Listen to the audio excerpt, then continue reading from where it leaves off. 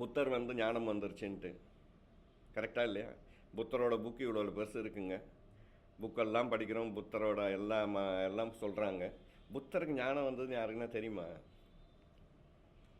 யாருக்குமே தெரியாதுங்க. அது புத்தருக்கு மட்டும்தான் தெரியுங்க. அது ஞானமா என்ன ஒன்றும் நமக்கு தெரியாதுங்க. ஞானம் வந்ததுன்னு அது புத்தரை தவிர யாருக்காவது பயன்பட்டுருக்கா? அவருக்கு தான் பயன்படும். ஏன்னா அவர் தான் ஞானம் அடைஞ்சிருக்காருன்னா அது அவருக்கு மட்டும்தானே வழிய, அவர் போதிக்கிறதுனால எல்லாருக்கும் ஞானம் வந்துடும்னு அவரும் எதிர்பார்க்க முடியாதுங்க. அவர்கிட்ட போயிட்டா நமக்கு ஞானம் வந்துடும் நம்மளும் எதிர்பார்க்க முடியாதுங்க. எத்தனையோ இன்றைக்கி தியானம் சொல்லித்தரேன், மெடிடேஷன் அவருக்கு முதல் தியானம் வந்து அமைதியாக இருக்காரான்னு யாருக்கு தெரியுங்க? அவர் என்ன பரபரப்பில் இருக்காரோ?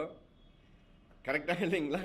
நம்ம எதிரில் கண்ணு மூடி உட்காந்துக்கிட்டு அவர் 1000 விஷயங்களை யோசித்துக்கு நின்றார்னா நமக்கு என்ன தெரியும்னு நீங்கள் நினைக்கிறீங்க? அவர் வந்து நம்மளை எல்லோரும் உட்காந்து கண்ணு மூடுன்னு சொல்லிட்டு அவர் அமெரிக்கா போகலாமா, ஆப்பிரிக்கா போகலாமா, அந்த கார் வாங்கலாமா, இந்த கார் வாங்கலாமான்னு யோசித்துக்கு இருந்தால் நமக்கு என்ன தெரிய போகுதுங்க? கரெக்டாக இல்லைங்களா? அப்போ ஒரு தனி மனுஷன் தான் இங்கே முக்கியங்க. நம்ம தான் முக்கியம். நம்மளே வந்து அழகுபடுத்திக்கலாம், நம்மளே வந்துங்க அசிங்கப்படுத்திக்கலாங்க. ஒரு ஆண்மகன் சம்பாரித்து அந்த வீட்டுக்கு உண்டான தேவைகளெல்லாம் ஃபுல்ஃபில் பண்ணால் அந்த வீட்டுக்கு அந்த ஆண்மகன் அழகாக தெரிகிறார். அவ்வளோதான், முடிஞ்சது. கரெக்டாக இல்லையா?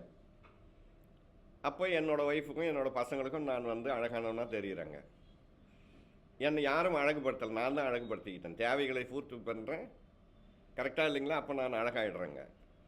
இதே நான் சாயங்காலம் 5 மணிக்கு குடிச்சிட்டு போய் கதவை தட்டிக்கிட்டு இருந்தேன்னு வச்சுங்க, அவங்க அசிங்கப்படுத்தலைங்க, நான் என்னை அசிங்கப்படுத்திக்கிறேன். அவங்கள போய் காசு கொடுத்து குடிச்சிட்டு வா உன்னை அசிங்கப்படுத்த போகிறேன்னு சொல்கிறாங்க. கரெக்டாக இல்லைங்களா? நான் என்னை அசிங்கப்படுத்திக்கிறேங்க. அப்போ நான் அசிங்கப்பட்டதுக்கு அப்புறமா, நானே என்னை அசிங்கப்படுத்திக்கிறதுக்கு அப்புறமா என்னை அவங்க அசிங்கப்படுத்துகிறாங்க.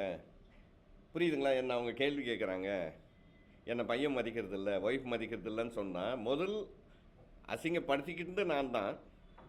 அப்போ அவங்க அசிங்க தான் படுத்துவாங்க. கரெக்டாக இல்லைங்களா? அப்போ இதெல்லாம் நம்ம வந்து புரிஞ்சுக்கணும்.